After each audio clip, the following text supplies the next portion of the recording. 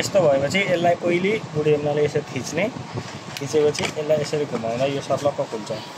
खुलेपछि अब यहाँनिर छ चेन्जिङ गर्दा यसलाई जहिले पनि माथि लानुपर्छ। यसलाई अलिकति थिचेपछि तलतिर थिच्ने अनि यसरी थिचेपछि यो माथि जान्छ। अनि अब यसलाई बिस्तारै तान्ने अनि यसलाई सर्लक्क निकाल्यो भने यो निस्किन्छ। निस्केपछि यो नम्बर हेर्ने, यहाँ डिफल्टमा 2 नम्बर लागेर आएको हुन्छ। यो माथिको भाग निकाल्ने, माथिको भाग यो जोडेकोतिर लाग्नुपर्छ। यो वासर भएकोलाई जोडेकोतिर लाग्नुपर्छ, यतातिरको भाग यता राख्नुपर्छ। यो पनि निस्किन्छ, यसलाई पनि निकाल्ने, यसरी पनि निस्किन्छ हातले।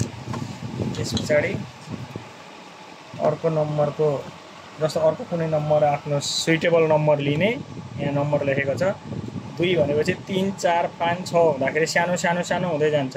अङ्क बढ्दै जाँदा क्वाल सानो हुँदै जान्छ।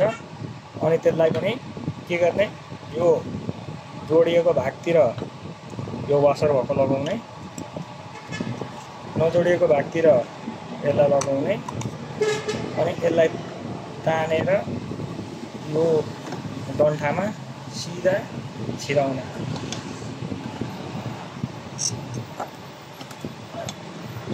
सर्लक्क तल छिर्छ, गएर बस्छ, यसले यहाँ लक लाग्छ। अनि यो तल झार्ने, यहाँ त्यो झार्दाखेरि यहाँ ठ्याक्क लक भित्रपट्टि यसको यहाँभित्र लक लाग्छ कटिङ भागमा। अब यो यसलाई सानो भागमा टक्क राख्ने, स्प्रिङलाई यहाँ लगाउने, यो ठ्याक्क यहाँ पालबाट निस्किन्छ, यसलाई सिधा गर्ने, यो पालबाट निस्किन्छ। अनि यसलाई सर्लक्क यो थिचेर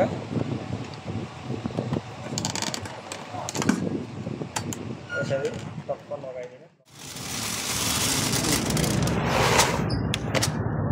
यसलाई माटोमा लगाइदिने।